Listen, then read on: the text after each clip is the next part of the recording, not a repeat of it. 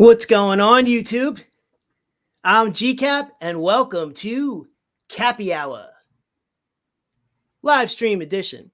Yeah, this is the first time I'm doing Cappy Hour live, so I'm real excited about this. This is a momentous occasion, and a momentous occasion deserves a very special guest. And I'm fortunate enough to have one, and you're looking at him right there on the other side of the screen from the awesome Wacky World Lounge YouTube channel.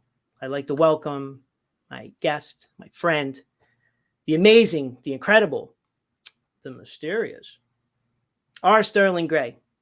Sterling, what's going on, buddy? How you doing, dude? Hey, you know what you left out, though? I'm wearing a cap. What's that? I'm wearing a cap. Oh, yeah, you are. You are. Figured to be wearing the cap. You got the Killer Clown shirt on today. I mean, this is really, really great. Yes.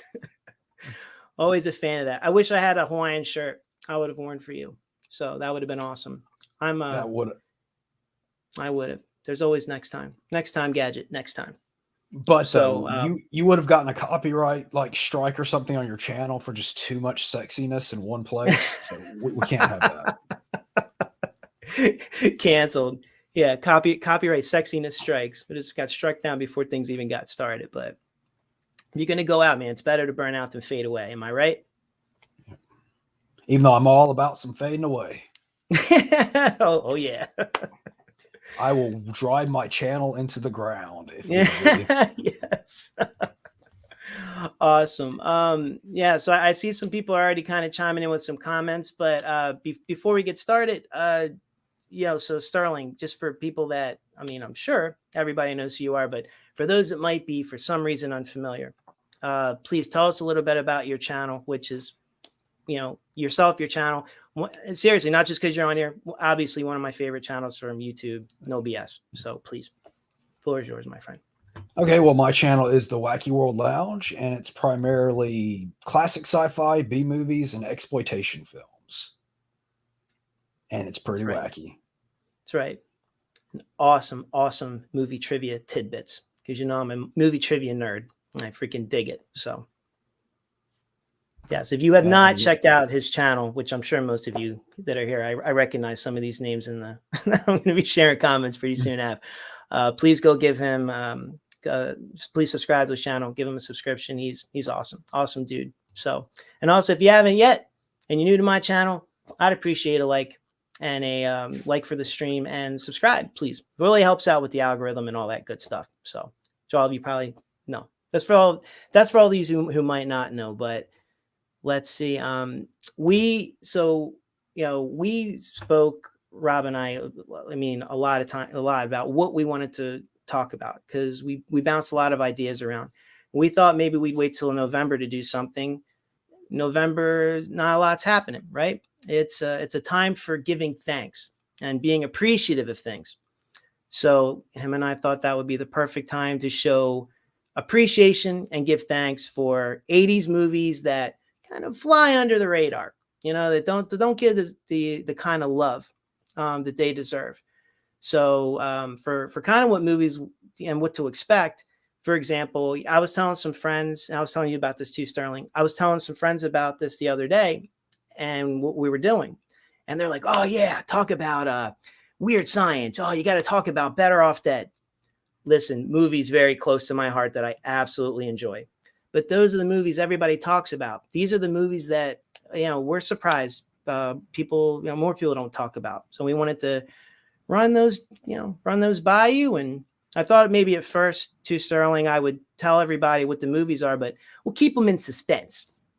We'll keep going down as we do, as we kind of run down our hit list. So with that being said, without further ado, let's get capping. Cap. Well, another thing about doing this in November, October, Halloween has kind of become the cool kids holiday. And since Cap and I are not the cool kids, we're going to celebrate the Thanksgiving. That's right. I do enjoy turkey. I look very much forward to eating turkey. So I try to give so that's very good that you brought that up. I'm going to go through just some quick comments to catch up. Say hi to everybody that's there. Radical Retro Rewind. Good friend Ryan. Ryan, how you doing, buddy? Thanks for joining, man. Thank you very much. Appreciate it. Here's Jennifer. I want to wait 6 minutes for you. Hitoshi, hello. How are you doing? Starlord 7. What's up, man? Hey. There you go. What's up? Movie Massacre Show. Oh, yeah. The greatest thing ever. Right? Is that what he titled this live stream? It's going to be the greatest thing ever. So he set the bar very high for us.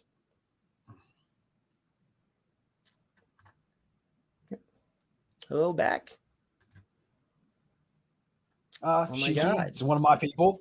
One of my peoples. Sterling is cool. He absolutely is.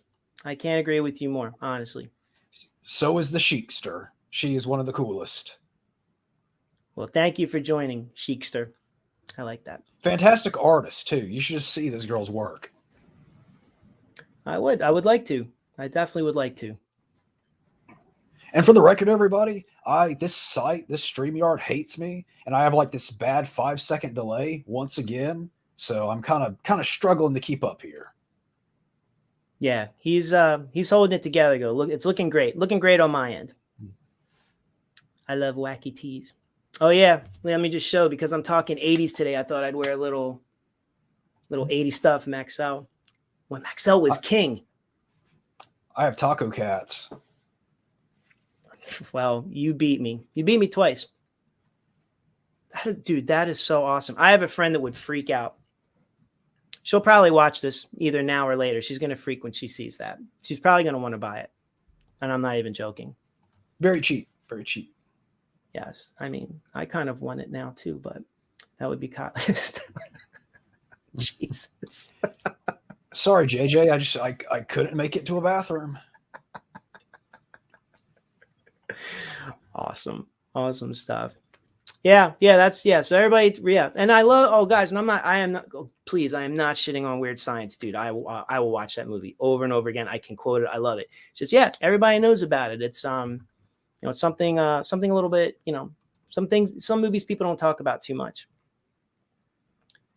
I saw Weird Science at the theater twice.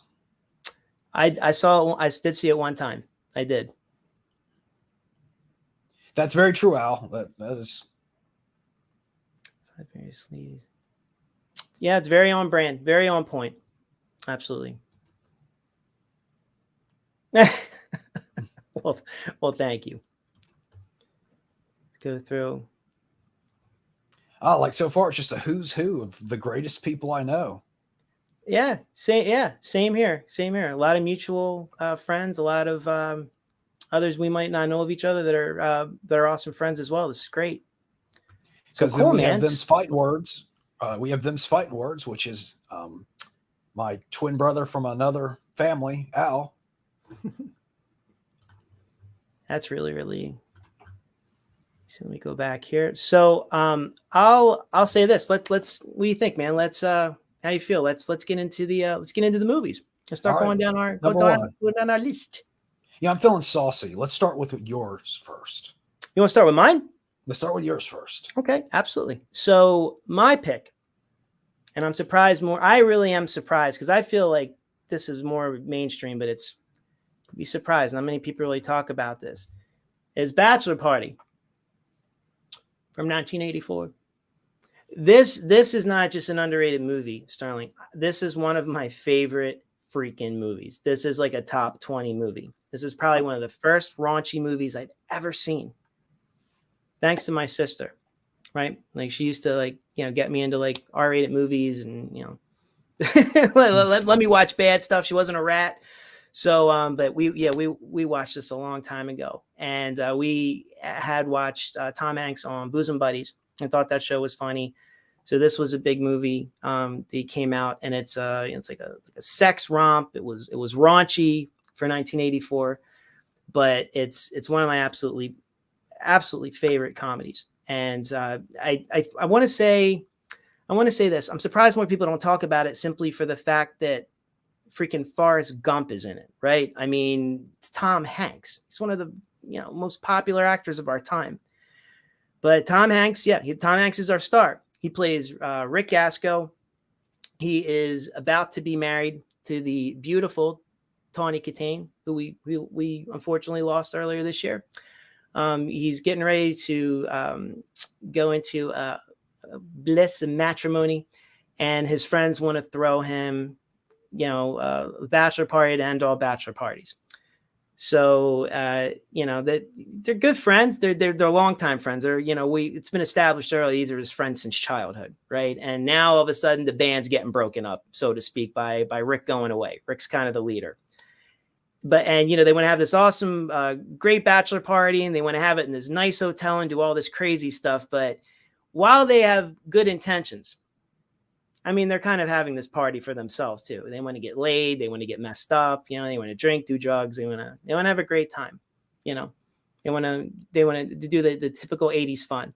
So they basically, I'm just trying to think, when Tom Hanks is a good guy, right? He's tempted throughout the movie to cheat on her, even on his one last night of being a single man.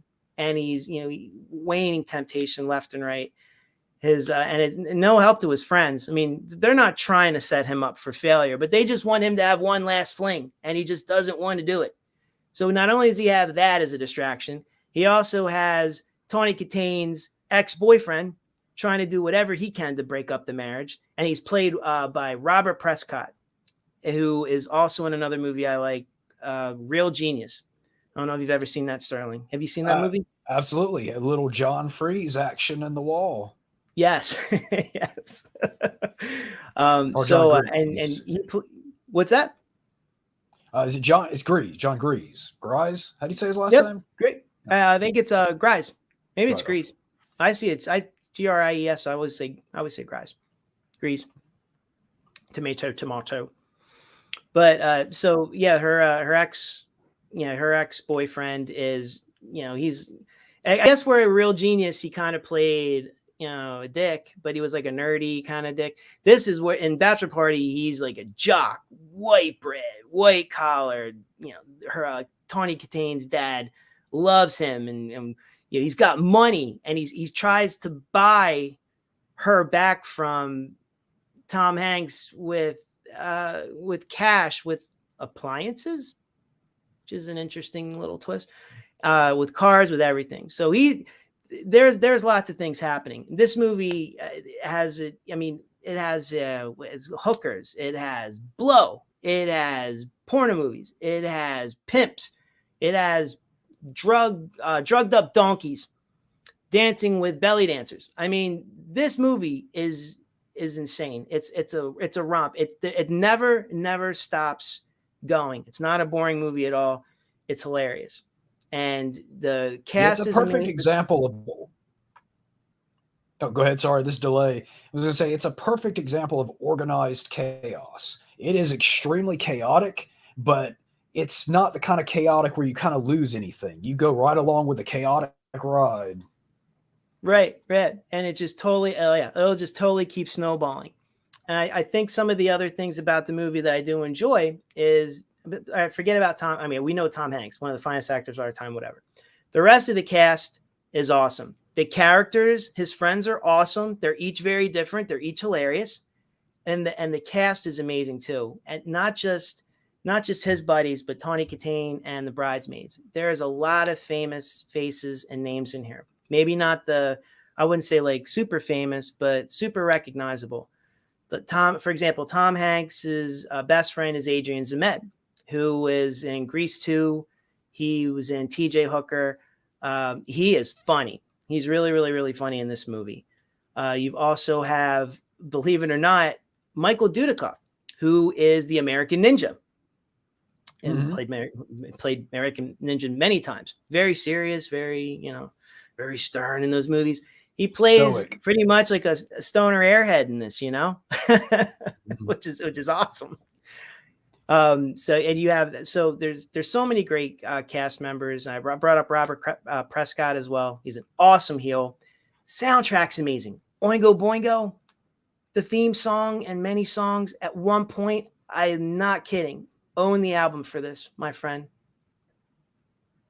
And you can't forget Monique Gabrielle in one of the most memorable scenes in the movie. Yes. Yes. And I often Absolutely. say, because I'm redundant, Monique Gabriel, it goes back and forth between her and Linnea Quigley as to who my favorite Scream Queen actually Yeah. is. But I'm Yeah. a big Monique Gabrielle fan. And that scene in the movie with the different heads on her body, that's good stuff. Very memorable. Yes. Nun's head, kids cheering in the background. Yeah. Very, very, very memorable scene. I absolutely love this movie. I'm surprised. Like, look, I don't have many of these to show, but I at least have my DVD. Thank God I bought this back in the day because can't find it anywhere. I think there's been a foreign Blu-ray release for it, and I'm just glad I have it. Sometimes it's very hard to find streaming. I think it's available on right now, like on HBO Max or Stars or one of those. But I'm just glad to own it. One of my favorites. I saw that at the theater with my parents. Imagine how wonderfully Oh, awkward that was. wow. Yeah. Huh. You know. In 84, I would have been 6 years old. So Right. that's a time right there. Yes. Yes. My sister was a big she was a big Adrian Zemed fan. So this is how I mean, because I was like a little kid too. I didn't, I was watching stuff I'm not supposed to. She knew he was in the movie. She wanted to watch it. And like I said, Booze and Buddies, we both watch that too. I like Tom Hanks. I don't know. I don't think she knew what we were getting into. She thought maybe we were going to get into a comedy. So it's a little weird, but so I'm glad we both have strange stories to share for our first experience of Bachelor Party. One of the finest movies on the G-Re comedy list. Well, I always thought of Tom Hanks as a comedian first and foremost. So when he kind Yes. of made that jump over the drama, it was very weird for a while because you see him in like Philadelphia and Forrest Gump and things of that nature. I would just always think of Bachelor Party, Joe versus the volcano, just all the kind of the money pit who was not on this list, but one I watched repeatedly as a kid. Yes, the Money Pit. Yeah, Money Pit's an awesome movie for sure. All those ones you mentioned, that's how I always imagine. Yeah, that's how I always think of Tom Hanks. Nothing. I mean, there's nothing wrong with what he does now. Obviously, it's good. People like it. But I remember like the '80s comedic Tom Hanks and those kind of movies he was in. It breaks my heart that I have just for some research. He will not discuss this movie. There's actually a story where he was brought on a radio show to promote a movie. And I wasn't there, so I can't confirm this. This is a story that was told on somebody's blog or something. And the host was a genuine fan of Bachelor Party. And he just wanted to ask him nothing raunchy. And Tom Hanks is like, listen, I don't want to talk about it. And he's like, okay, well, I guess he was just asking him some just basic like production stuff. And Tom Hanks ended the interview. So I think I'm like, really? Like this movie's not I mean, fast forward to 2021, that's nothing. Through the years, that's nothing. It's actually a great movie. I don't get it, but I mean, it's his finest work in my opinion. Yeah, absolutely. This is my favorite movie. Sorry, Forrest Gump fans. I would give my Oscar to, if I could, I would relocate that to Bachelor Party, and I would make him discuss it on TV, give an acceptance speech, thanking everybody at Bachelor Party. So and the donkey, especially the donkey. What's that? Especially the donkey. Especially the donkey. Rest in peace, donkey. Yeah. Yes. Rest in peace. So that is my. Anything else you want to touch on with Bachelor Party, or should we move on to your pick, my friend? We can move on to my pick. All right. And so what's my first pick going to be? Yes. My Chauffeur from 1986. And this is a fantastic movie. I've been wanting to talk about on my channel as well for the longest time, but it's probably the most underrated 80s comedy I can think of, or one of the most underrated 80s comedies I can think of. But it stars the amazingly quirky Deborah Foreman as an amazingly quirky girl that stumbles into becoming a chauffeur, and she becomes the chauffeur for Flash Gordon, and hijinks ensue. Yes. Yes, when you mentioned this movie about and asked if I saw it, I was like, oh yeah, I love that movie, and I'm seriously, and I just recently saw it probably last year on Prime, so I'm I don't own it or anything, but it's one of those ones that I always liked. Because yeah, Flash Gordon's in it. Sam J. Jones is the romantic lead, and some great Flash Gordon dude, but to the part where he's running yes, through the park. Yeah, if yes, Jennifer, like I can't see the chat, so I don't know who's saying what. But if yeah, Jennifer Tochi's still on, I know she's a big fan of that film as well, and probably the dude bud as well. yeah. Oh yeah, absolutely. I'm just trying to go through some of the comments right now. But yeah, it's a really fun, really quirky movie. I mean, Deborah Foreman's great anyway. Very underrated female comedian from the '80s. Hmm? Or well, she did more than comedy, but yeah, just very underrated. And the film's underrated. Just a great quirky little film. Yes, yes. And there's kind of a plot. There's actually two plot twists. There's a twist to the plot twist. I won't spoil it, but it's good stuff, funny stuff. Yeah, because that is something that happens at the very, there's some things that happen, and then towards the end, there's a twist on a twist, and it's really great. It's not what you think. It's not your normal comedy. You know what I mean? Like it's definitely different, and I say that in a good way. It's very, very memorable. I like it a lot. Penn and Teller even have a cameo. Oh, that's true. A very Yeah, early, very early very, appearance by them. Yeah, I have that one yeah, on this great. It's called the Too Cool for School box set. And it's just this set of like obscure 80s movies. Fantastic. If that's still available, I highly recommend finding that one because there's a lot of good films on that set. All right, Too Cool for School. I'll definitely check that out. Yeah, I need to own this one. I like it a lot. It also includes another one, which is not on the list as well, but I thought I'd bring up a fantastic one, Hunk. You ever seen that? Oh yeah, Hunk Golden, right? Yep. Yeah, Hunk Golden. I love that one. That's one of my favorite of the nerd does something magic or supernatural or whatever to become cool. That's one of my favorites. Yep. Using the old what's it called? Like an updated twist on the whole old Faust story. So Yeah, basically, yeah. Yeah, which is that's a great movie. And the first time I saw that was actually in that pack. Oh, that's okay. All right. Yeah, Yeah, I remember catching that on HBO. Oh God, decades ago. I'm freaking ancient. I remember seeing that on there, and I always thought it was cool. Of all, and it's really kind of funny because I remember learning later on in high school, we got to read Faust, and I was like, this is Hunk, the story of Hunk. Hunk's way more entertaining. It's told way more entertaining of a story to me, but yeah, I'm glad you brought that up. You can probably relate to you can probably relate to this. Something that used to often happen in the 80s is I would be taping a movie while I was in bed or set the VCR to record a movie. And you would always set it for a little bit extra to make sure you got the full movie. Well, that was one of those cases where I recorded something else and actually got the first like 10 minutes of Hunk. So I had actually, to retract my statement, I had seen the first 10 minutes back in the 80s, but it wasn't until that DVD set that I saw the full movie. But yeah, that was one of those ones that I had the first 10 minutes of on tape and would watch 10 minutes of it for whatever reason. Right. Yeah, where he's at, where it's dark, you can't see his face. He's in there talking to the psychiatrist or whatever. And then it starts to tell that story or whatever. No, that's really great. Let me, if I may, I'll just go through some of the comments now that we've kind of done like the first round or like the first inning or whatever. We can catch up on people said about both movies. Skip ahead to what's his name? Yes, it is. It has nothing to do with the fact that I haven't done my hair in 2 months.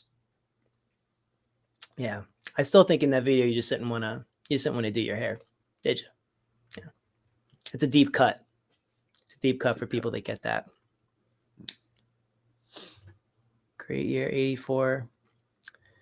Yeah, there was definitely some good stuff. For a 6-year-old, I did some living in 84. Yeah. Absolutely. Born in 84. Oh, wow.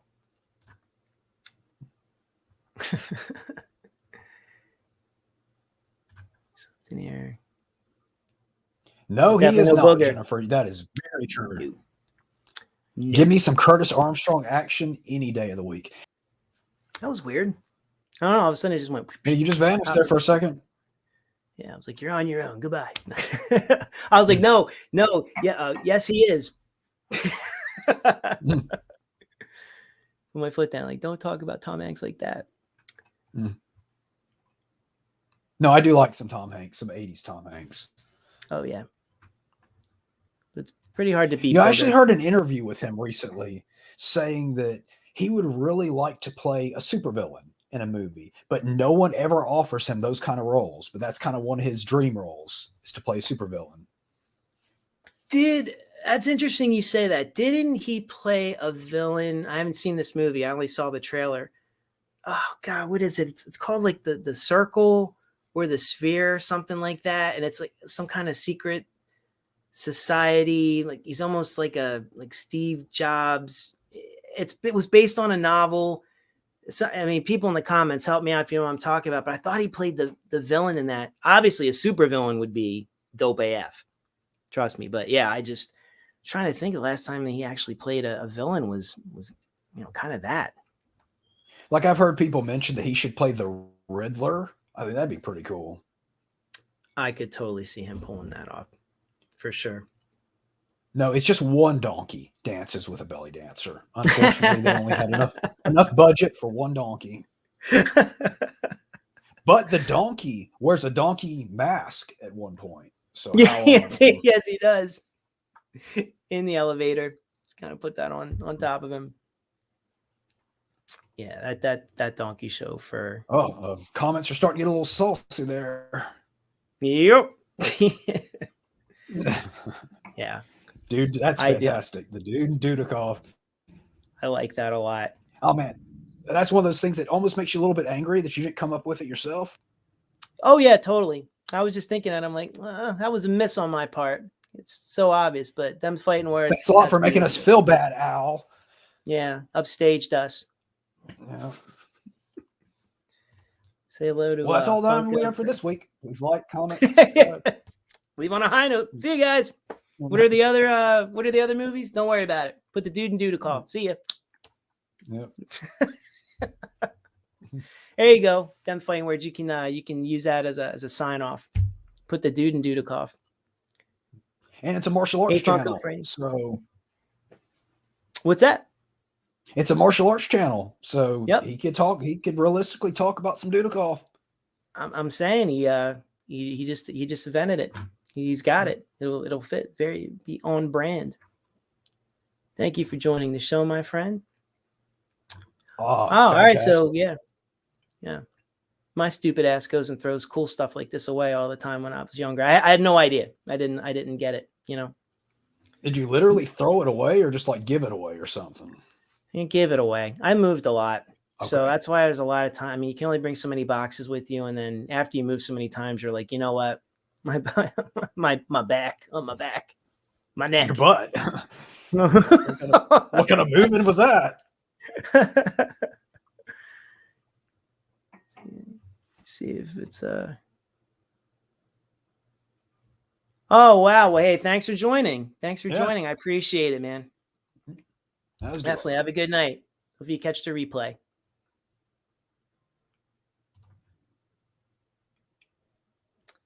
Yes, both of them are definitely worth tracking down for sure. We wouldn't just say that. Definitely. I knew this was coming. He said this is my other live stream too. We were talking about wrestling. Somehow we wound up talking about Flesh Gordon 1 and 2.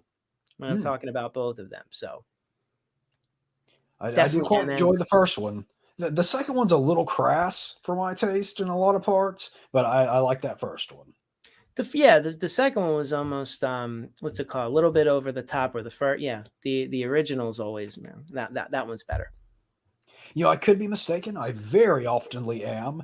But didn't John Larroquette voice the monster at the end?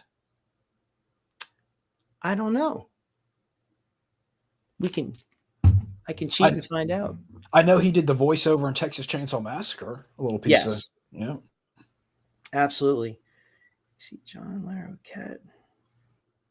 I And try while not you're to doing cheat, that, but a on little something piece like of, that, I never even heard that before. yeah, So let me see. yeah. But a little piece of trivia, I just heard recently that it's apparently very common knowledge that everyone knew but me. But in the bulk of Flash Gordon, Sam Jones is dubbed by another actor. Yeah, this sounds just like him. Yep. Yeah, I didn't know that.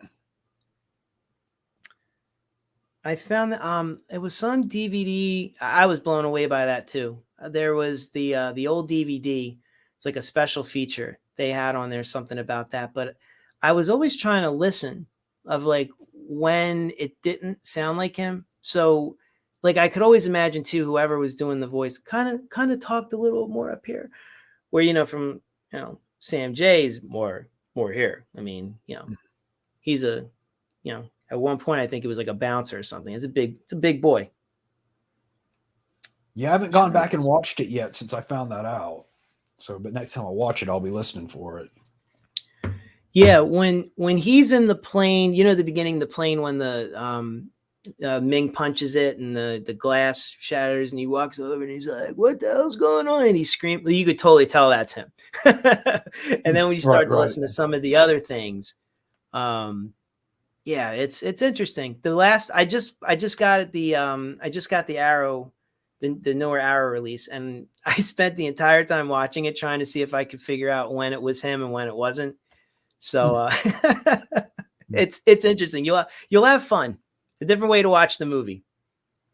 Yeah, we probably shouldn't get off on the Flash Gordon tangent because that could take up the rest of the episode easily because we're both such big Flash Gordon fans. Yes. A little G-Re Wacky World Lounge trivia. This was almost what we were going to talk about. This is one of the things that was on the table because we love Flash Gordon so much. So yeah, you're right. Maybe I should just cut it off because we'll keep we'll go right down that rabbit hole again. All right, good night, everybody. Yeah, see you. See you next time for more Flash Gordon. Here you go. Here's where Bradley Brinkman rules. That's right. He wasn't in the movie nearly long enough. I guess because it's called Honk, not Bradley Brinkman, but right. You see, almost done. There's one more, and then we'll get back into round two. It's Ninja November too. Only my time on this. Yes. Ninja November. I haven't heard that. Now I wish I had some ninja content. Yes. I didn't know that either. I'm very disappointed. Especially I just in August I watched all of because they had them on I think it was Showtime or it was one of the pay channels I have. They had a whole marathon. They had them all. So I DVR'd all of them and watched them all like an insane person. Oh man, I haven't seen them since I was a kid, but man, the American Ninja movies, I thought they were the coolest when I was a kid. Saw at least one of them at the theater. I don't remember which one. They if you've ever seen the movie about what's the name of it? About Canon, like the story behind Canon and how those two guys used to run it. They there's a little section on American Ninja. So okay, jumping back a little bit. Yeah, I just completely made up that John Larroquette thing. It's Craig T. Nelson is the voice I was thinking of, Coach, which is pretty cool in of itself. Yeah, Coach, and the dad from Poltergeist. Come on. Yeah, I couldn't find it myself. I tried searching and I just kind of gave up. But no, that's good to know. I didn't know that. That's still cool trivia. That's just as cool. I just made it up. I wanted everybody to like me, and it didn't work. Because everyone likes the guy who talks about John Larroquette. I mean, that's common fact, common knowledge. This is true. This is true. I mean, versus, Night Court. Man, remember, did you ever see that movie Blind Date? Yeah. With Kim Basinger, and he was in that. He was like the jealous. Yeah. John Larroquette's a funny guy. Yeah, I remember another one, even though I think it was the early 90s, not actually 80s, that I used to watch over and over again was Madhouse. Yeah. With him and Kirstie Alley. Yep. Mhm. Yep. Good times. I remember that one. Wow. Okay, do we Look at have all any these more other little comments? like Or movies we're throwing in. was that? So look at all these other like little movies we keep throwing in. Mhm. Before we go on to round 2, Well, see you thanks, later, man. Al. Thanks for joining, buddy.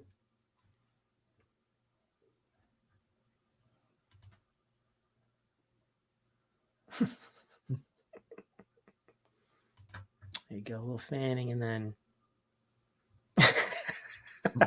yes. So, are you ready for you ready for round 2? Ready to go talk about our next round of films? Yep. Excellent. Okay. So, oops, I want to click yours first. So, my second pick is Surf 2, Surf 2. 1983. Now, I know what some of the people I think have joined this are probably saying is, oh, come on, man. Like, people are talking about Surf 2. Yeah, because Vinegar Syndrome just released an awesome release of this. And I was telling you this when we were messaging Sterling.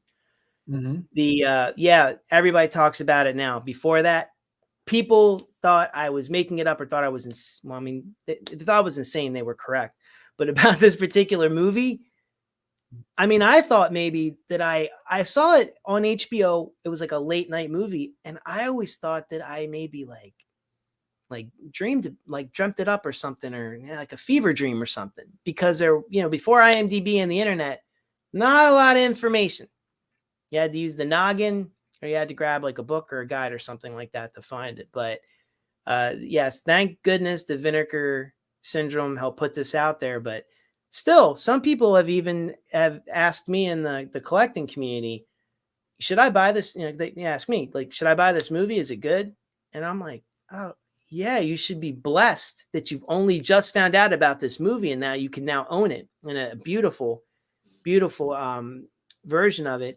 And I told you as well, Sterling, and you watched it, and I believe you did enjoy this movie as well, correct? I did. I really felt that it feels like an early trauma film when they were Mhm. still kind of outrageous, but not as kind of outrageous and potty humor as they eventually got. But yeah, it had that like early Toxic Avenger kind of feel to it. Yes. Yes. I would I guess to give a synopsis, Surf 2 is called, there's a Surf 2 tagline is the end of the trilogy, which is just goes to show you right away what to expect with this movie, because there is no Surf 1 and there was never a Surf 3, right? So it's a parody of surfer movies. It's a parody of horror movies. It's a parody of high school comedies. It's a parody buffet. I guess I would say it's a nice parody party. It's very odd. It's very funny. There's a lot of the cast. There's a lot of recognizable people from both the 80s and the 70s in it. So let's see, Eric Stoltz Long is haired in it. Eric Stoltz, too, which is my favorite Yep. Eric Stoltz. Yes, surfer, stoner, long-haired Eric Stoltz, which is awesome. Or Very, very Killing young. Zoe Eric Stoltz, too. Yes. Dude, I like that movie. I have the Me too. soundtrack. No, Yep.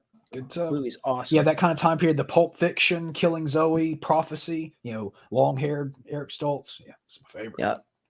Avery, man. Not too many people talk about that. Oh God, I don't want to get on a tangent, but that's another one. That's great. You've seen that. Now, another one a lot of people haven't seen. That's that I've spoken to.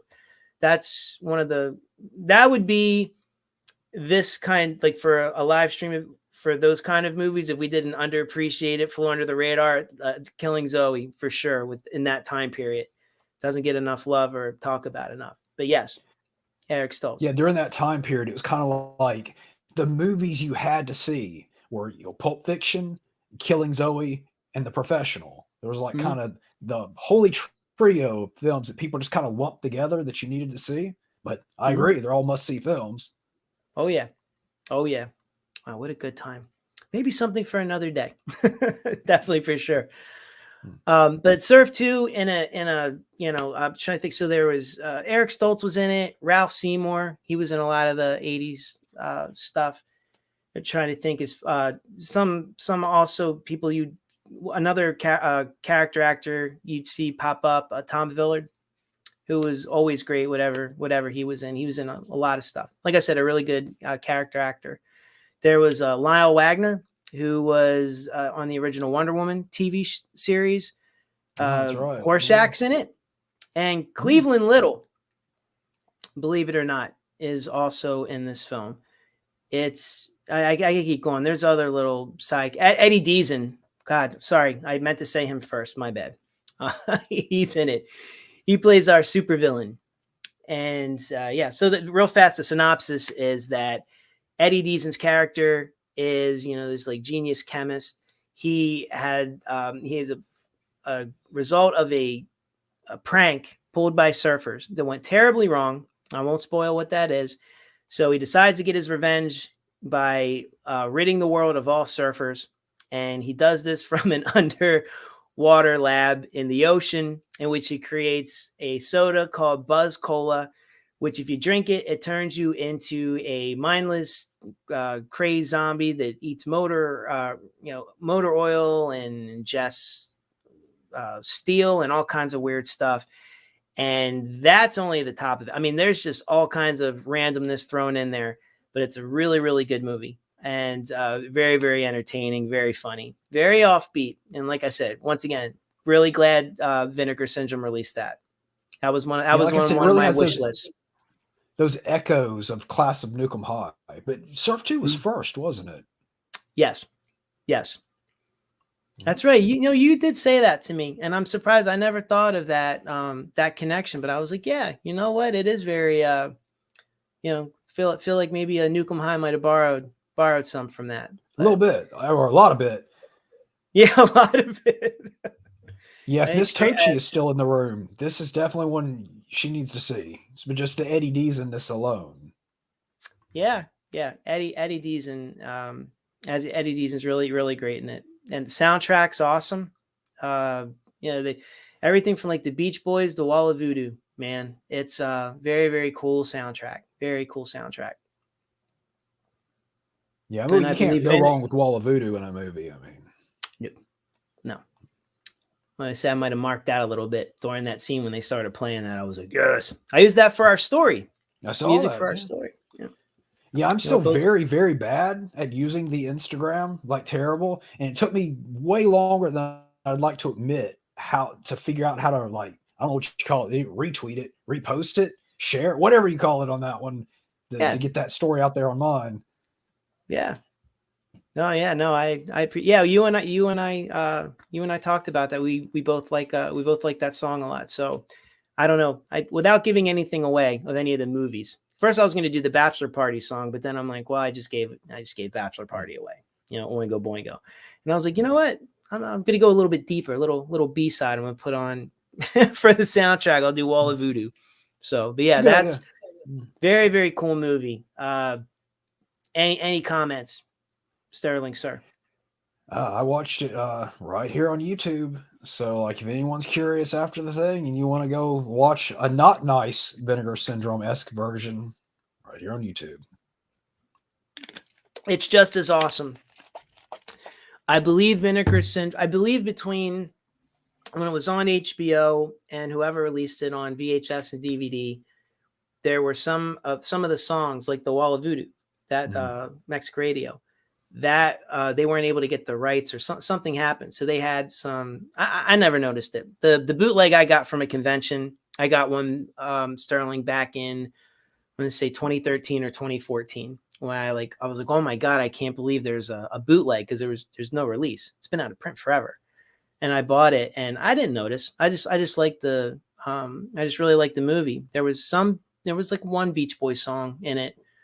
I don't know, when I got the Vinegar Syndrome and they were really kind of touting that they went and paid for all the rights. Thank you guys. It's awesome. And there's a whole 90-minute behind the scenes making of. Jennifer, you said you're a big Eddie Deason fan. And if you don't own this edition, they interview him. He talks a lot. So you'll get to see him nowadays, and it's very recent and it's a lot. So that's that. But that's it. Any other thoughts on Surf 2 before we hit your pick? I have no more thoughts on anything, so we move along. All right. All right, ready? So the second one I had, if this is cool, is Jumpin' Jack Flash. All right. This one is one of those movies, like not necessarily the most exciting or greatest of movies, but it's just one of those ones I could watch and did watch over and over and over again. Had it on tape, taped it off cable, and would just watch it over and over again. Would put it on while I was playing with toys, whatever, just constantly. I mean, I had to have watched it 100 times. yeah, yeah. Whoopi Goldberg. And Right for anyone off that of, hasn't seen, yeah. oh, go ahead. I'm sorry. And this was early Whoopi. This was early Whoopi Goldberg, kind of before she cleaned up her image. This was when she was still kind of more the spunky, foul-mouthed, the Whoopi of old. The Whoopi of now is a very different, family-friendly, clean-cut kind of. I think anything once she did Star Trek and on, kind of really just cleaned up her image. But this was still, kind of rebel, kind of the wild Whoopi from the day. Right, right. This is right after Color Purple. And this is when she was still doing stand-up, and she had raunchy stand-up. Like you said, This is like the Whoopi nowadays, a totally different person. Completely different, at least in her, her performance. But yeah, I was really surprised that that you picked this movie. And I don't mean that. It's just like, it was perfect because that's the kind of movies we were trying to pick. I remember this was a big deal back when I was younger. And I always thought it was like a very, very different movie, especially with the synopsis. Like it's, but it was funny. Yeah, this was the old Whoopi. Yeah, basically she works. Works at a bank, if I'm not mistaken. It's been a little while since I've seen it. And an international spy who's trapped behind enemy lines starts contacting her on this very early, basic, primitive internet. And she starts kind of running around doing stuff for this spy and gets caught up in a whole big kind of spy world. But the beauty of the movie is often in films like this, the first half would be funny, and then the end would be kind of bogged down in drama and action stuff. But Jumpin' Jack Flash managed to stay comedic and funny for nearly the entire movie. You never get that feeling of jumping from comedy to action. It's a perfect balance. It is. That's a good way to put it too. You're absolutely right. Some of those movies are like that. The comedy second half all of a sudden goes off the rails, takes a different path. But yeah, this one stayed consistently funny. And I like all the little cameos, little comedian cameos that are in it. So, Michael McKean's in it. That's Phil right. Hartman, John Lovitz. Trying to think, I'm sure I'll miss somebody. Both Hartman and Lovitz worked at her bank with her, right? Yep. And Stephen Collins. Stephen Collins is I'm just trying to think of some name actors. So he's in it as well. Jonathan Pryce is in it. Oh, it's a really, really, really good. It's very cool. It's a very different kind of comedy kind of movie, but it's fun and it keeps you going till the end. Like I said, it's like one of those movies that once it starts going, which is early on, you wouldn't think with Whoopi Goldberg being a stand-up comedian that she's in this movie where she's working, where it's almost like it's a comedy, but it's like a spy comedy. You know what I mean? So it's, back then it was a little bit of a different breed before anything like Austin Powers or anything like that. It's kind of a mix of the two and it worked. That's the thing. It worked. So yeah, I'll tell you, when I was a friend. kid, I'm sure you did this as well.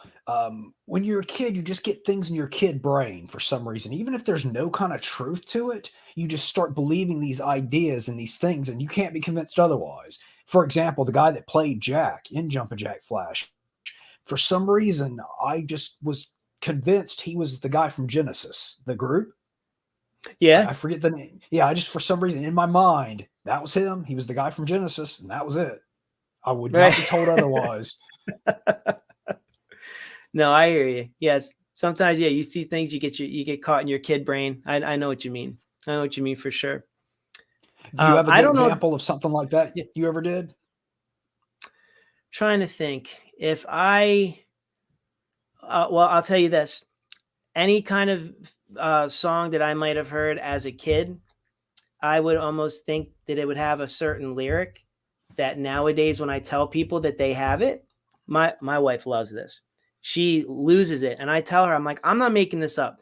I used to think certain things, like just on so many different songs. I mean, it's almost embarrassing. One day I should just do a whole list of things I used to think. So certain lyrics that I used to think in my head that was the lyric, and now you're like, why would you even have thought that that's what it was? Oh, give us one. Give us one. Come on. Okay, so Spandau Ballet, True. Mm-hmm. There's a line, I find it hard to write the next line. I used to think he said, I find it hard to have the right to remain silent. Wow. Okay. I'm being honest. That's a good one. That's a good one. Yeah. So, yeah, my wife collects these a little bit more than me. So she cracks up sometimes when we hear certain songs and a lyric like that comes out. That's probably one of her favorite ones. And I said, I don't know. I thought that. I'll tell you, I got one. And this one's really out there. The Monkey song, Daydream Believer. Yeah. You know, the chorus is cheer up, sleepy Jean. For some reason, I was convinced the lyrics were let's sing Paching.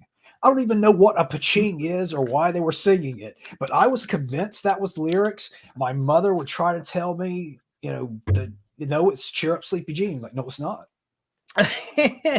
What was it? It was let's sing Paching. Let's sing Paching. I mean, it goes, it works. But what's a Paching? I mean, it's like, all right. So Jumpin' Jack Flash. What do you got? I was saying, get off on the lyrics or whatever. Yeah. But yeah, Jumping Jack Flash. One thing I found out, now you might have known this. I don't know. I was trying to find out. I wanted to try to find out the year that the movie was, and in doing that, I went to like the little trivia thing to find like the year. So I know it was directed by Penny Marshall. She would play Laverne. Very she directed League of Their Own. Penny Marshall. I did not realize that she dated Sam Kinison. Kinison. That's a weird mix. Right? So I thought that was going to be, I was blown away by that. But I kept reading. Sam Kinison wanted to have a role in this movie, like a cameo, like John Lovitz and Phil Hartman, et cetera, and so forth. Well, Whoopi, for some reason, I don't know why, she's like, she had power. It's her movie. No, I don't want him in that movie. So Penny Marshall's like, you can't be in my movie, dude. Well, they broke up because of this. And Whoopi Goldberg and Sam Kinison had some kind of major feud ever since. And then I don't think they never rekindled. I wasn't there. This is just what I read in the trivia as I was trying to find out the year of Jumping Jack Flash. So I could create this thing we're looking at right now. But isn't that interesting? I didn't know that. He doesn't believe me. That's why he just disconnected. I wonder if that's what happened to me earlier, guys. All of a sudden I just... But yeah, so that's Sam Kinison's funny. I don't know their beef. And I found it. There he is. There he is. So I was like, can you move that? And you disappeared. And I was like, yeah, I guess he doesn't believe me. I was so utterly offended that I just had to, I needed a second. I need a second for myself. It's weird that all this would come out, but no mention of the original problem. What do you mean? I mean, why they had their beef to begin with. Right. And this was, like I said, this was probably maybe right before I signed on with you, like, our backstage thing before the show to get all set up. So I didn't get a chance to look more into it. I was hoping, I'm like, maybe he knows about it. Maybe it's not that big of a deal. But now I'm so fascinated because I have no idea what was the beef that caused, I mean, not even for a little cameo. Like how much you got to hate somebody for that. Oh man, and it's like Kinison, it's your director's man. Like, just let him in for a little bit. Yeah, like, who cares? Like, but with Sam, man, for a little '80s metalhead, he was just the coolest. Dude, I love Sam Kinison. I love it. It's one of my favorite. I love Back to School. Another one of my favorite comedies. One of my favorite scenes. I love it. There's other time that there's not a time that doesn't go by when I'll joke that with my wife when she'll tell me something, and I'm like, I'd like to believe that, except I was there. I start doing the. I'll just go into the whole thing or whatever. Love it. Oh, you remember his music video too? That's what really cemented it for me, because he had the music video for Wild Thing, and it had all Yep. the different cameos in the video of the different kind of glam metal people on the scene at the time. I think some of the Motley Crue guys were in it, and maybe Yep. even Bon Jovi. Like a lot of people. Very cool. Yeah, I remember I can't remember that one dude's name from rap, but Tommy Lee was in it, and Jessica Hahn was the Just gone. the Yes, she the video was. girl. Mm-hmm. Oh man, Sam Good Kinison, man. times. Freaking great. Oh, his stand-ups were awesome. He was awesome. It was a car wreck. But yes, which he died in, right? What's that? He died in a car wreck, right? Mm-hmm. Yeah. Very, very sad. But yeah, we'll find out. We got to find out what that beef was about. We'll do that. We'll discuss later. So, anything else on Jumpin' Jack Flash, buddy? Before I think that's about it. All right, let me just check the comments. See, now that we completed that round. Let me see.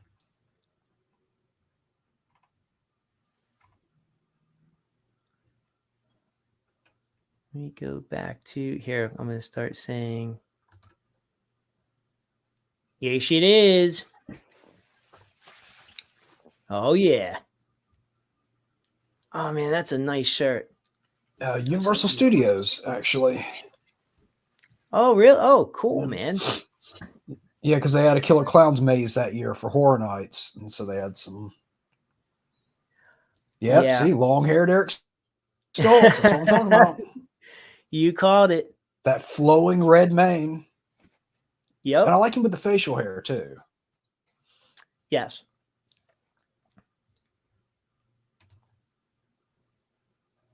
Okay, great. Yeah, so she has seen Surf too. Yeah, I'll give a promo on that at the end. The Vinnie Mac episode. Yeah. These are all winners. Seriously. I don't know. Some people too probably don't. Maybe some younger people might not remember that Whoopi back then. But like her stand up, man, she was bad. I mean, she like badass. Like she was raunchy. She was awesome. This person now, I don't know.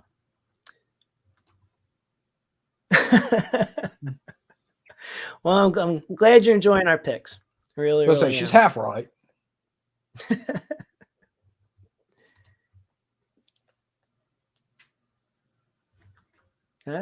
a fan of Jumping Jack Flash for sure. Let me scroll down to get. That's right. I forgot. I knew there was somebody else. Thank you. I was like, there's somebody else I can remember. Belushi. Yep.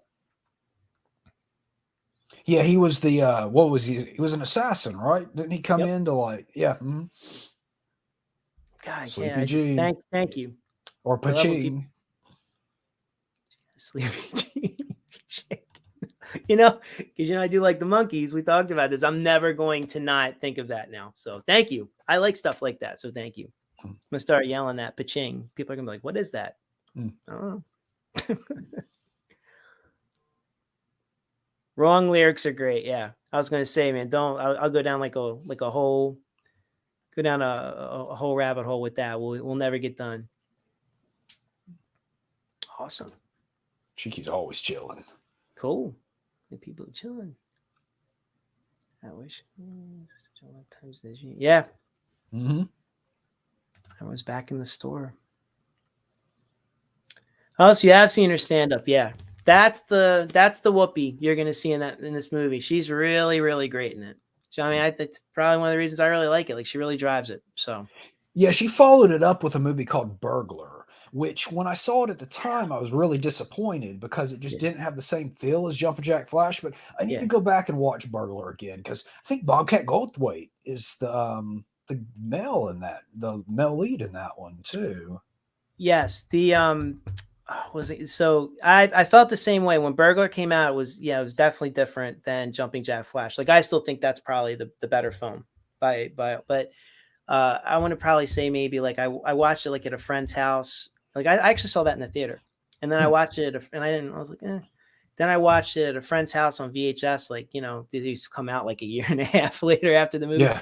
And I was telling him, I'm like, oh, it's not that great. It's not that great. And then we were all having a good time. And I'm like, I don't know what I was thinking. Maybe I was gonna maybe enough time had separated from when I saw Jumpin' Jack Flash last time. But yeah, man, definitely check it out. It's been forever since I've even seen it. That's a good point too. And at that time, I was such a hardcore Bobcat fan that I probably just felt too that he just wasn't in the movie enough or something. But man, I was all about me some Bobcat Goldthwait as a kid. Oh man, Bobcat Goldthwait, and yeah, and not only is he funny, he's screaming, he's great. His stand up was always funny too. Awesome in the Police Academy movies, but he makes some good movies nowadays too. I tell you what, a movie that should have been on this list. I actually would have bumped Jumpin' Jack Flash for this movie. I just didn't think about Hot the Trot. Oh yeah, with the horse. The talking John Candy is the voice, right? Yeah, kind of the a morbid Mr. Ed. Well, not really morbid, but kind of an 80s Mr. Ed kind of thing. That was a good movie. Yep. Oh yeah. Oh yeah, we have people weighing in. Yes.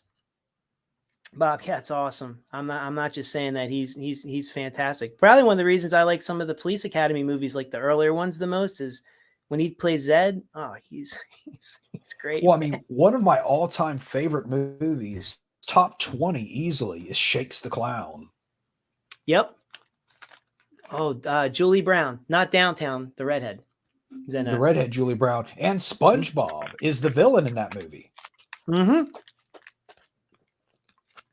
Dude, I have not seen that movie. Oh my God. Forever. But it was it was very cool. Oh, speaking of movies you haven't seen in a long time, I haven't seen Porky's. Oh gosh. I mean, I'm not even sure I'd started school yet the last time I saw it. So a very long time. Movie Massacre. I absolutely love Porky's. I love Porky's. I love Porky's 2 the Next Day. Not a fan of the third one. It's I just watched them recently. Prime put them out, and I mean I used to watch those all the time as a kid. Like that was always supposed to be like the holy grail of like raunchy movies. So after Bachelor Party, I was like, oh, get that thrill of watching something you're not supposed to. But those are I don't want to. I can talk about Porky's a lot, so I'll leave it at yes. Love Porky's a lot. Just recently bought all of them on Blu-ray. So now I have them forever because there was a time, Sterling, you could not, I mean, dude, like 10 years, you couldn't find them anywhere. They weren't streaming. And the DVDs that were available back then, people had those on eBay. It was almost like the Friday the 13th movies. They were trying to sell these box sets for $100 with the first two movies. And I was like, man, I'm never going to see this movie again. So now I got them. I'm good. Thank you for bringing those up. I actually, those are the ones I was thinking about doing GCap recap for one day. So maybe I will. Maybe I will. Tell you a funny little Porky's trivia, or not trivia, tidbit. Did you watch The Office? Were you a fan of that show? I did. I watched some of the first, the US one. Yeah, the US one. Version. Yes, I watched the first few seasons. Well, there was in the later seasons, there was a new character, secretary named Erin, who came in, and she had been adopted. And they were thinking that maybe she was the adopted child of one of the staff members of The Office, but they had mentioned that that she was born in the Porky's boom because a lot of she said a lot of people had seen Porky's that year, and so a lot of babies were born. Right. A lot of people having sexcapades because of Porky's. She was a Porky's baby, basically. Yes, yes, that's awesome. No, I didn't know that. I do like The Office. I've been starting to watch more and more of them on Peacock. But like I said, I watched the first few seasons and I just had a lot of stuff going on. A lot of, I'm going to do this next one here. Let me just ask you real fast. Have you seen this movie? Oh, so another favorite of mine. Oh I love this. I forgot he's Sock. Here it is. Jennifer brought it up. Wrong one. Sock Puppet. That's right. Shoot, I always say that Freaked is Keanu Reeves' finest role, and he's uncredited. Yes. Not in it long, but it's very impactful. Yeah. Yeah, he just did that as a favor to I guess it was right around the time they were doing, like right after they were doing Bill and Ted Bogus Journey, because I remember seeing they were both doing a promo, like they were doing like the media rounds, and I guess as it was about to come out on video, the Bogus Journey, they were doing more media rounds or whatever, and it was on some like weird talk show in the morning, and yeah, they showed a clip, but it was called Hideous Mutant Freaks, and they showed a clip of Keanu being what's his name? There's the dog. Dogface Boy. Is it Diego? I think something like that. Yeah. Yes. And I totally, and I, eventually I totally forgot it even happened until like 2 years later. I was looking on the shelf and I see Freaked, and I'm like, and I see Alex Winter with the sunglasses like on that cover, and I was like, wait a minute, is that the Freak? With they were all wearing make, and that, oh my god, I love that movie. I love that last scene too with the worm guy. He's still a worm. And he was like, well, I don't like macaroons. I don't like macaroons either. So I was like, I feel you, worm. Yeah, that's right, because they all eat them and they all turn back. But he's like, well, I don't like macaroons. Yeah, he's still a worm. Oh, that's great. Geez. Well, let's do our. I'm just trying to think. Be wary of our time. We'll do our final round. Oh, yeah. Take final questions. I'm having a great time. I just want to. And I appreciate everybody for joining in. I mean, Porky's Freaked. I mean, all this stuff. Thank you. So I'll go on mine. So this is a little bit of a weird one, but let me before anyone jumps on me, let me explain why I like it. My Demon Lover from 1987. So My Demon Lover came out right around the time when Nightmare on Elm Street 3 came out. They were both done by New Line Cinema. And the movie it's whacked, right? I mean, I've watched it. I watched it recently, and it's crazy, right? It's so, and you've seen this movie as well, so you know what I'm talking about. But for those who haven't, the main character, Kaz, is a homeless sax player in New York City, very handsome. Homeless person. More homeless people look like him would be interesting. But the nice hair too. Oh yeah. Oh, rocking that 80s man. I mean, it's great. He every time he gets sexually aroused by a woman, he turns into this monster. He'll turn into this creature. And each time he transforms, it's always something different. Sometimes his head gets pulled down in his body. Sometimes it explodes. It's insane, right? And it's all really cool too, like really well done effects. Oh yeah. Oh it's really weird. It's really strange, but it's very cool. It definitely, the effects are cool, very practical effects. And so in the meantime, we kind of see it. We're always hearing as the audience in this, the newspaper, or we're hearing on TV. There's a mangler. It's a serial killer named the Mangler going around murdering women. And he, it's very potentially, I guess, like red herring or whatever, that it's our buddy Kaz. He meets this I can't remember her name, but she's played by Michelle Little. Fruit burger. Yeah. Yeah. This girl gives him gives him food because he's homeless, and he thinks it's a burger, and he rips it out of her hand, he eats it, and it's fruit burger, and he spits it back at her. And I don't know, for some reason, they eventually fall in love because of this moment, but he calls her Fruit Burger for most of the movie. And she doesn't, she picks like, she has in bad relationships, with real scumbags. But he starts to grow on her like a fungus. And he comes forward with this secret, and he tells her that, when he was younger, he was given this Romanian curse by a gypsy. I guess it's almost like blue balls in a sense, the Pazatsky. And so he was kissing some girl at school, making out with her, and I can't remember if it was like the girl's aunt or mom or grandmother, whatever, puts his Pazatsky and shoots a lightning bolt on his balls. So now he's been cursed with this, and that's why he's kind of like the way he is. She's the Michelle Little's character is willing to look past this, and it's really a crazy movie, but I don't know what it is about it. I mean, maybe it's because the theme song. I love the theme song "Let Go," which is also in Night of the Creeps. I don't know what it is about the movie, but I always thought it was great. It was basically made as a vehicle for Scott Valentine. I guess they were trying to make him like the next big thing. He was on Family Ties. He played Nick. He was funny. He was kind of like a dopey, hunky guy, dumb, but he had a good heart, kind of a dude. And I don't think it was very well received. That's my take on it. And I like it, and I think it's funny. And it's weird. So. Yeah, which is real unfortunate because it's one of those films, it may sound like with monsters and demons and stuff that's a horror movie, but it's not a horror movie really at all. It's basically Not comedy, at all. just a great 80s style comedy. But I just don't know if they presented it in the right way. The reason maybe it didn't do as well as it should have. But yeah, it's a great movie. And that's another one I had on tape and would watch over and over and over again. I liked Yep. all the different monster effects, and yeah, that was a good time. Yeah, it was. I'm trying to think if there was I mean, the one thing I always thought was funny was, now I saw this when I was very young, before I went to New York City the first time. And when I think probably maybe a year or two after I saw this movie, went to New York City first time, went to Central Park, and I'm looking for the castle. It's in the middle of Central Park that's in this movie. The castle. Right. And yeah, people are like, "What are you talking about?" And I'm like, "There's a castle. I saw it in the movie."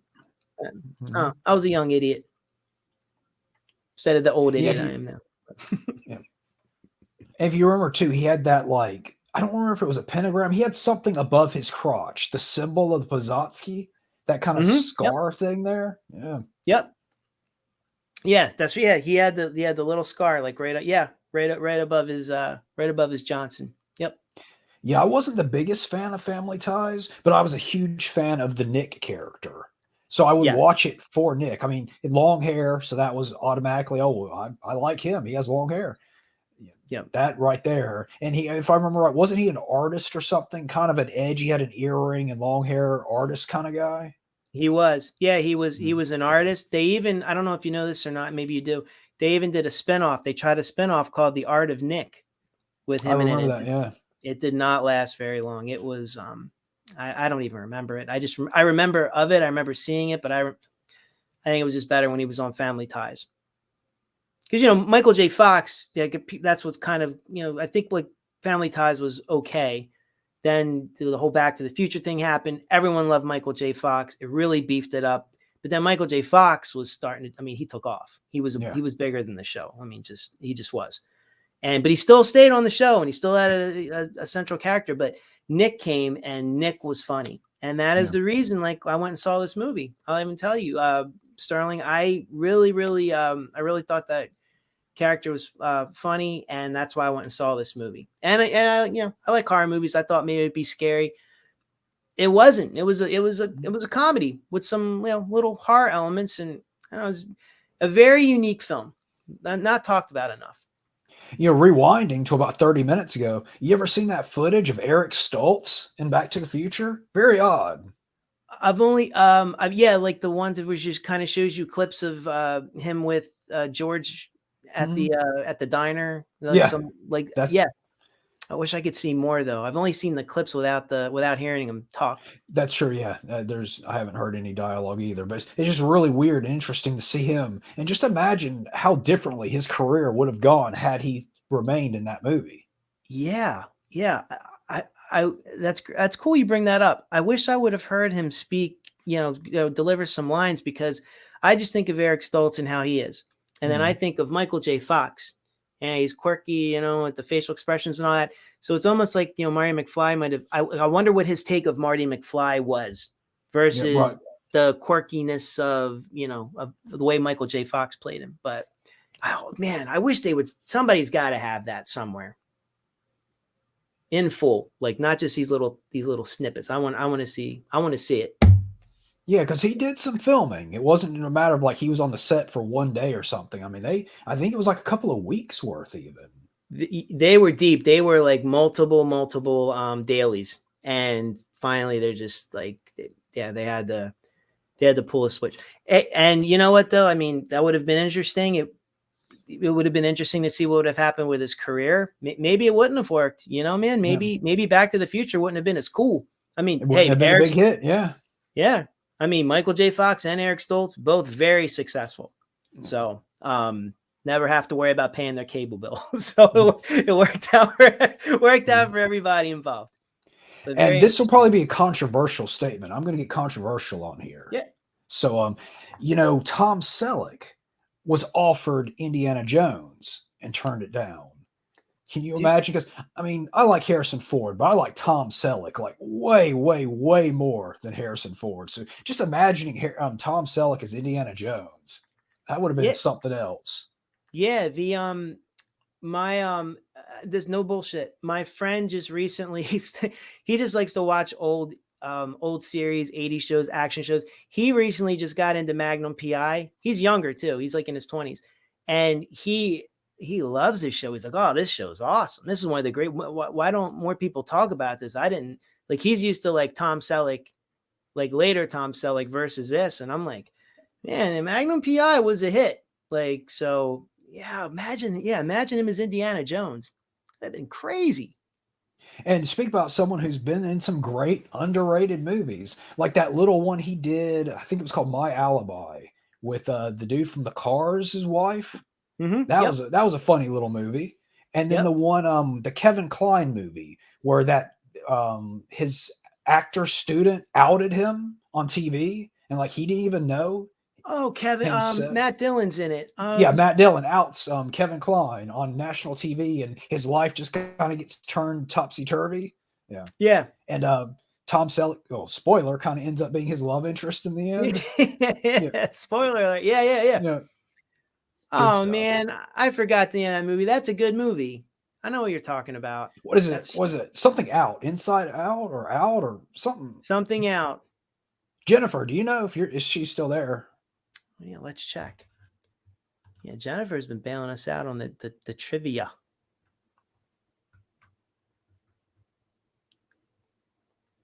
We'll wait for her. I'll go through some while people weigh in on that, because that's a good thought. I'll do some of I'll go through some comments. Kind of, yep. Dude, you dig it, man. It's pretty whacked. We're making it sound like not as crazy as it is. Oh, it's a good one. It is a good one. Yeah, it's definitely cool.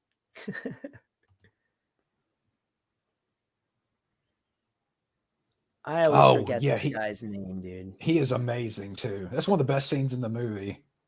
Yep. He's still one of those things people used to argue all the time that was Danzig. I'm like, it's not Danzig. It doesn't look anything like Danzig, but people were just convinced that was Danzig. Oh, Danzig? I was like, he has never rocked a sax like that as far as I know. Yeah, what's he, a vampire? He just didn't age. Right. Like over time when he started to do like videos and stuff. Come on, man.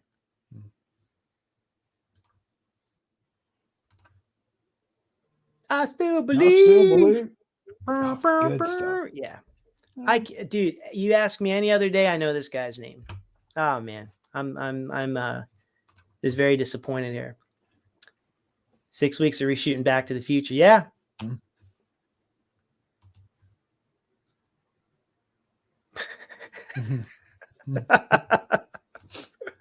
Everybody made a Cop and a Half. Whoa. Forgot about that one. Wait, no, Cop and a Half was Burt Reynolds. Burt Reynolds in that also? No.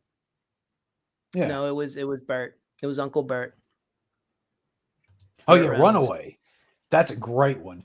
I always say Gene Simmons, as much as I like him in Kiss, is a very underrated actor. And he fantastic really is. In that. Very menacing. Yeah. And I'm just saying, I'm taking my Kiss glasses off too. Like he was great in Wanted, Dead or Alive with Rutger Hauer. He played the terrorist, the Israeli terrorist. Yeah. Yep. Yeah. He really took it serious. Like he was good. He was actually good. Yeah. And Runaway. Oh yeah, man. That movie's killer. I think that's what was happening. I think as I'm going through and I saw the Cop and a Half, and I saw that Runaway was next. I think that's what kind of tripped me up. But yeah, that's Bert. He would have been a great Indiana. Oh yeah, hell yeah. Coming Out. Oh, okay. Coming Out. You know what? I'm gonna cheat. Sorry, I'm cheating. Well, he cheats. Yeah, I tell you, in Runaway, those robot spiders, they're very creepy. I mean, spiders are pretty creepy anyway, but a robot one with a poisonous needle in it, man, that's good time. Yeah, that's one they I could need to climb, see, and yeah. they could climb up on everything. Mm-hmm. Another Kirstie Alley movie, since she seems to be coming up again. Yes, and what's her name from Dirty Dancing? The girl that plays Penny from Dirty Dancing. Oh, she's really pretty. I forgot her name. You know, I've never seen that. Dirty Dancing? No, never seen it. It's one of my wife's favorite movies. She owns every single version that's been released on DVD, VHS. Okay. Will not buy the Blu-ray for some reason. And I'm like, you might as well complete the cycle. Mm-hmm. Let me see. Kevin Kline.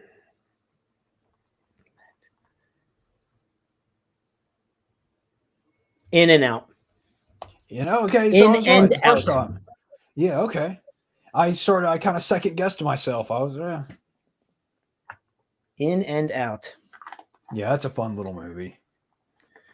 The old In and Out. Or Clockwork Orange. Clockwork Orange, that's right. A little bit of the old in, out, in, out. Oh, hey man, what's up, Al? Al got it. Um, I didn't roll down. Thank you, Garrett. Tim Capello. I forget And that's him? such a cool, like, I mean, does that not sound like the name of a Studley sax player? I mean, Capello, Yes. I mean, it's perfect. Yes. I don't know about the Tim part, but the Capello part, that's very saxy. Yeah. If that was my last name and I had a kid, I'd name him Ak. That would be his first name, so he had to be Acapella.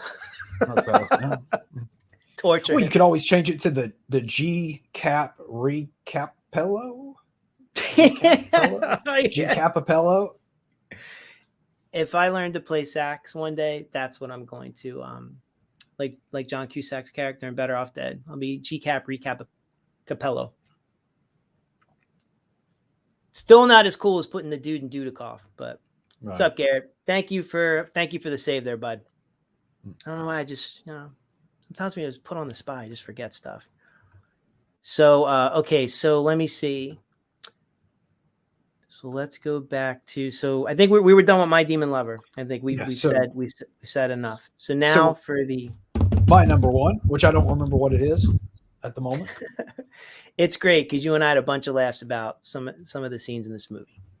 Oh, of course. Another of my all-time favorite movies, one of my all-time favorite comedies, and that's one of those ones that I will watch it every single time I see it's on TV, regardless of what I'm doing. If Overboard is on, that's going on. Yep. When we were messaging each other about this, and you brought up the I don't want to spoil it. You said you have a favorite line, and it's one of my favorite lines in any movie. I quote this constantly. No one ever knows what I'm talking about, and that's "Eat your checkers." Yes. Oh, just eat your checkers. I'll tell you, eat your checkers. No clue, but I love the way the line's delivered and everything. It's great. As long as I'm amused, that's all that matters. Yes. It was so funny because the very next morning, I got up, I turned on the TV, and I'm not no bullshit. Overboard was on, and it was the scene right before that one. So I hung around. Wow, fantastic! Yes.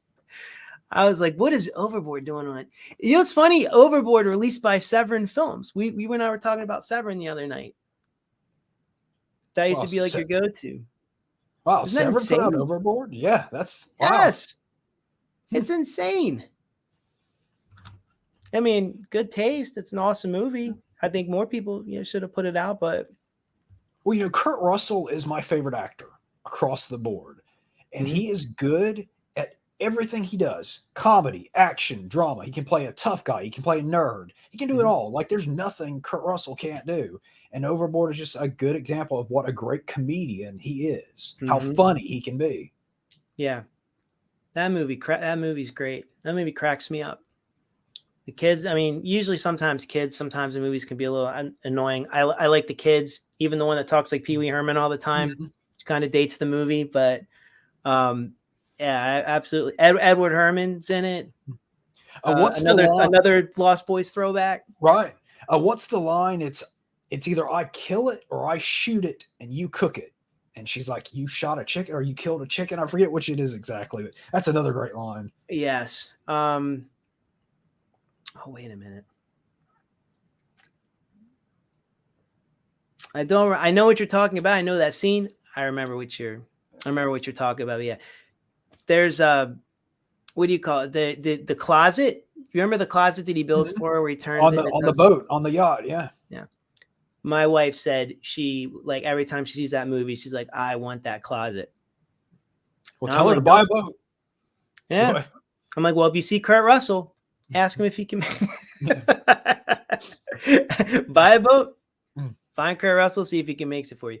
That's really interesting you brought that up, because Kurt Russell, another guy, Tango and Cash, I love that movie. And that's, well, again, he almost plays that hybrid with that comedy aspect of it, that comedy element, but he also is that action hero. I mean, yeah, Kurt Russell, people like him, but and a lot of the movies that he's in, but sometimes some people should give a little bit love to the actor. I should say, not the character, the actor, Kurt Russell, because he's really good. Yeah, there's that movie, I always forget the title, where he actually plays a nerd, and he's being like, his wife is being stalked by a crooked cop played by Ray Liotta. Yeah.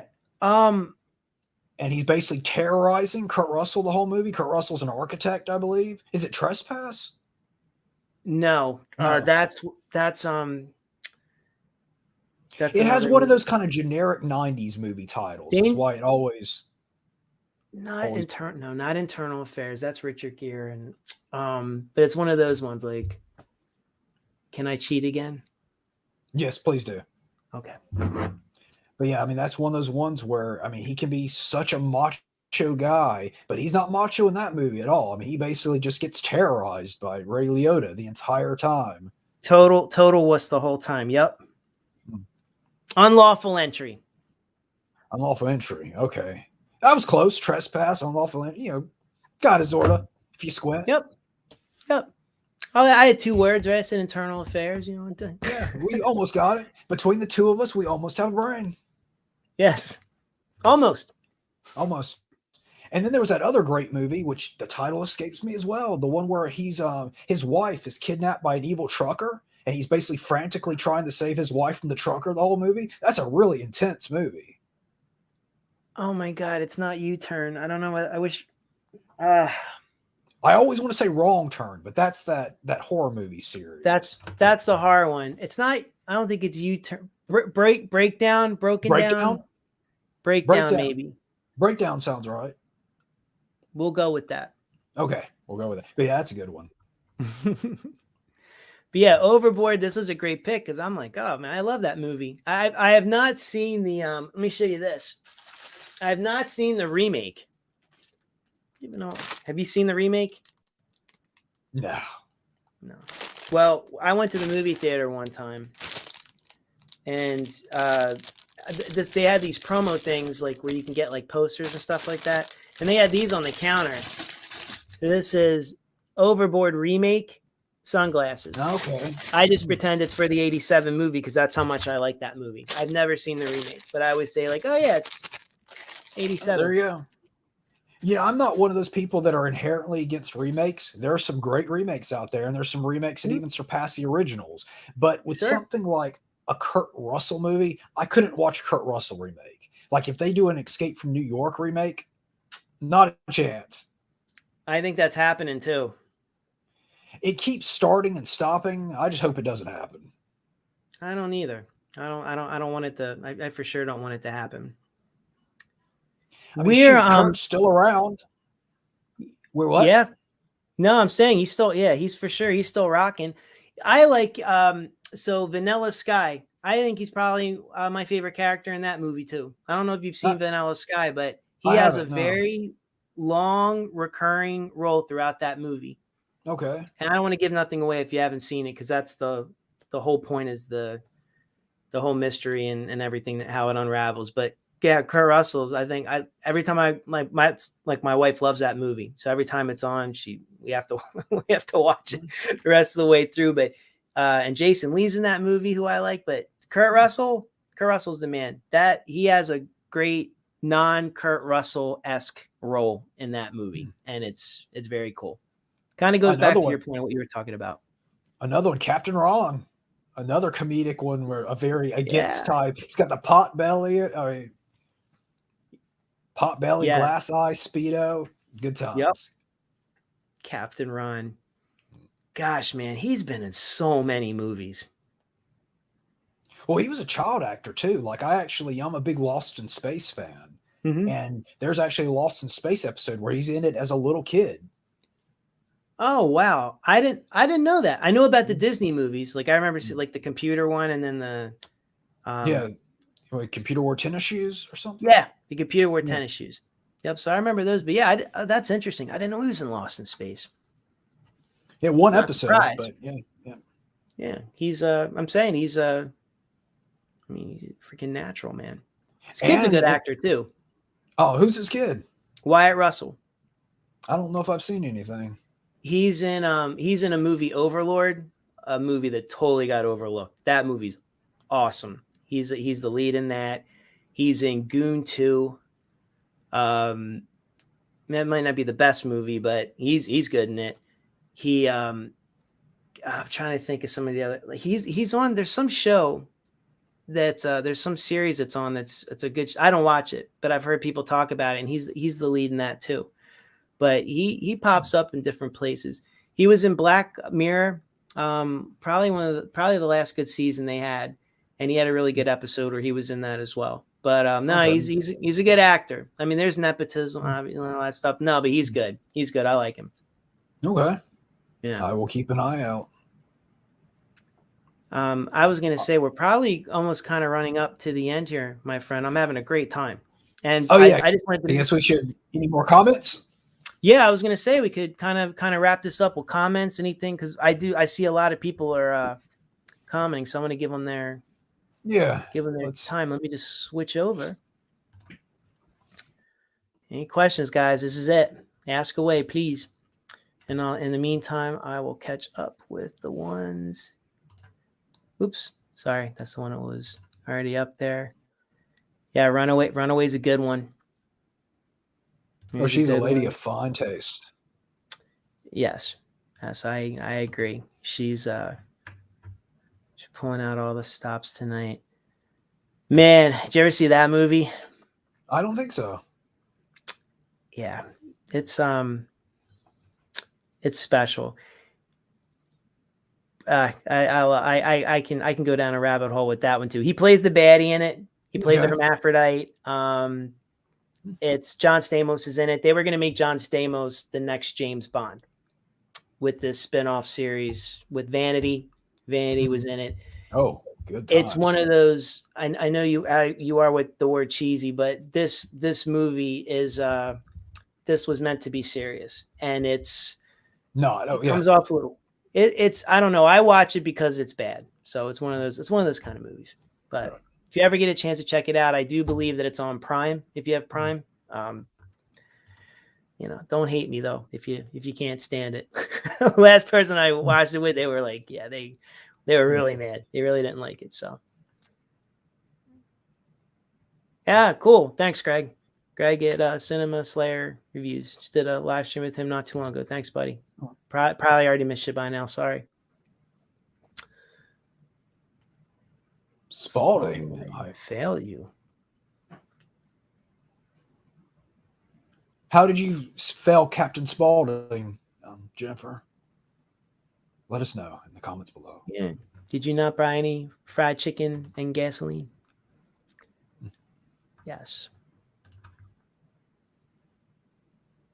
There you go. Yep, Garrett, back me up there. Yep, the Severn Blu-ray. That's fantastic. I should get it, man. I'm gonna buy it. I'm sure they're gonna have a Black Friday sale, and we've been talking so much. I do love that movie. I'm gonna get it. I think it's so random, though, yeah, that you see all these whacked movies, and it's like Overboard, and you have to double take, like, right? Peace out. Hopefully we caught you in enough time. Take care, buddy. Thank you as always. See you, Mr. Massacre.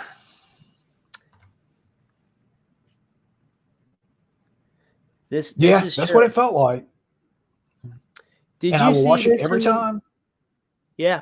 Did you see? I was gonna ask. Did you see this unless you said it and I forgot? Did you see this in the theater or?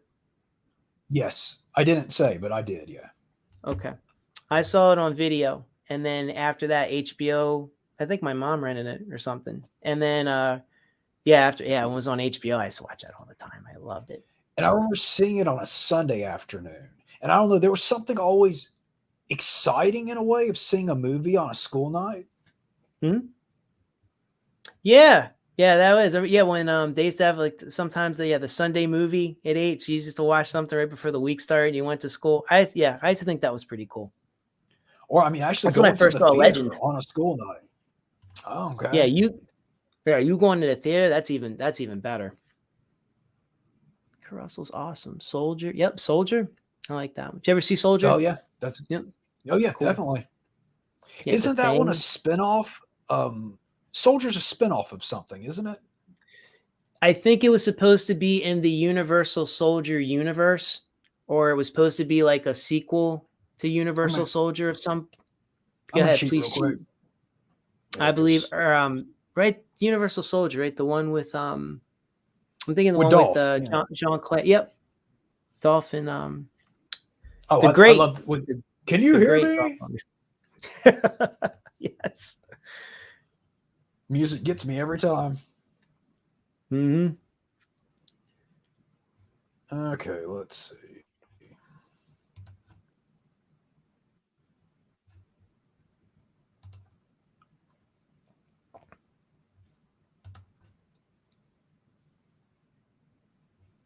Breakdown.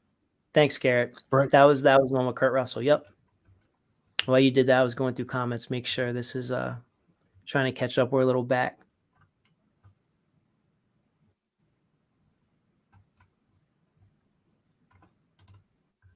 Heck yeah, man. I ain't watching that remake. No way. That's what I mean. I kept the sunglasses because I don't even know why they even had it, but I was like, well, I'm just going to pretend it's the 87 one. Yeah, it's a spinoff of Blade Runner, believe it or not. Blade Runner? Yeah. I could have sworn it was Universal Soldier. Yeah, it says Soldier is considered to be a spinoff, says sidequel/spiritual sequel to Blade Runner, both films existing in the same fictional universe. Interesting. Yeah, I was really surprised to hear that myself the first time. Huh. Wow.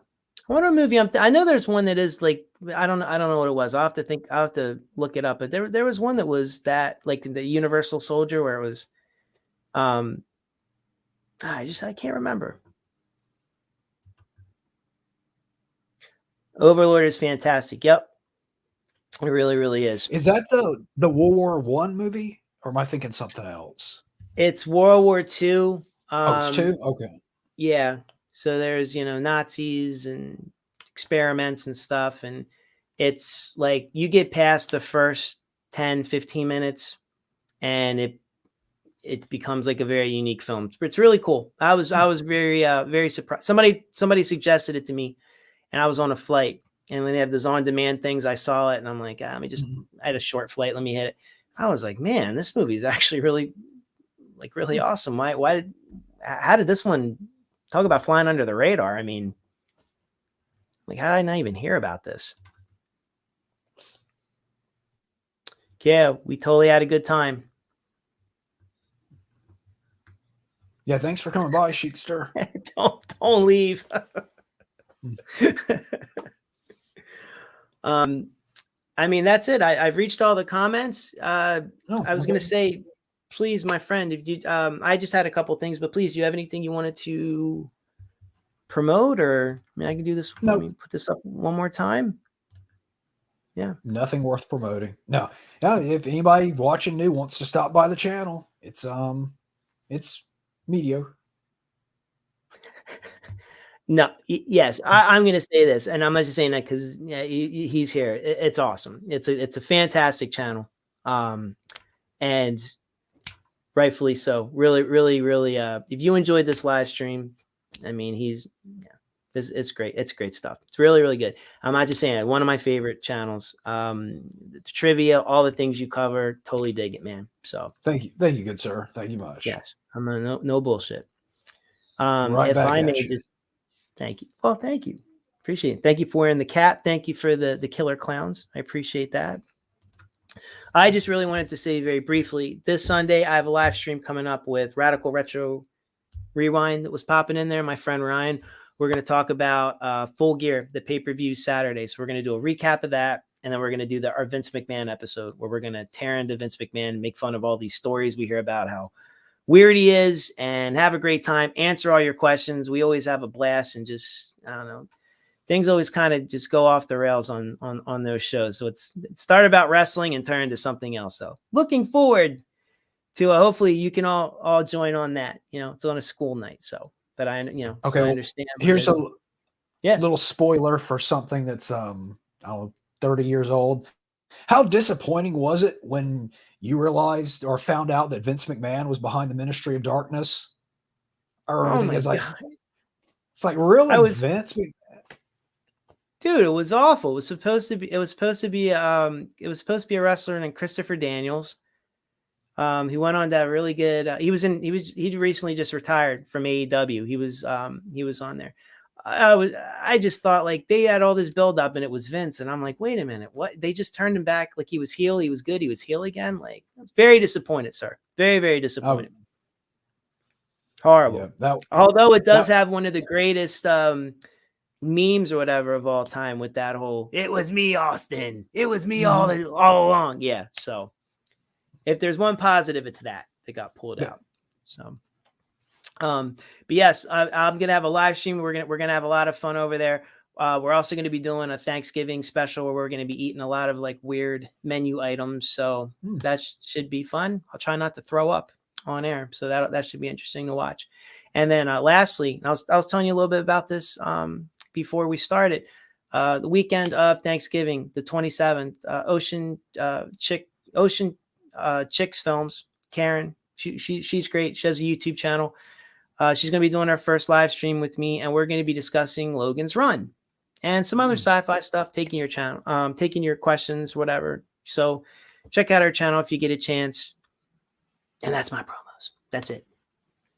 Anything else? Check out too a lot of the people that have been commenting, because there's some quality YouTubers that have been commenting here. Them's Fighting Words, Miss Jennifer Tochi. Yes. Not a YouTube, but if you check out Yandere Shiki on Twitter for some fantastic art and a bunch of tweets I don't understand. All right. I'm definitely going to check that out. And like I said, some people as well, SL7, go check him out. He's an editor. He put together some mashups. Really talented dude. I mean, people can edit, but I mean, he makes stories with his attitudes and stuff. Very, very cool stuff. Check him out. Al Lucard, who's been chiming in on some trivia. He's great. Born to be Rad. My buddy Garrett. He's really awesome. Definitely. Yeah. Lots of people that have joined today. Check out their channels. You'll see all those in our comments. But yeah, I am very, very, very happy to have done this with you. This was, I knew this was going to be fun. I didn't know I was going to have this much fun. So it was really great interaction with you. It was great. And I did it. Can my cat back now? Yes. Yes. What was I going to say? So thank you everybody for joining. Thanks for watching. Thanks for hanging in here and spending your Thursday night with us. Would you like to do the sign off, my famous sign off, or would you like me to do it?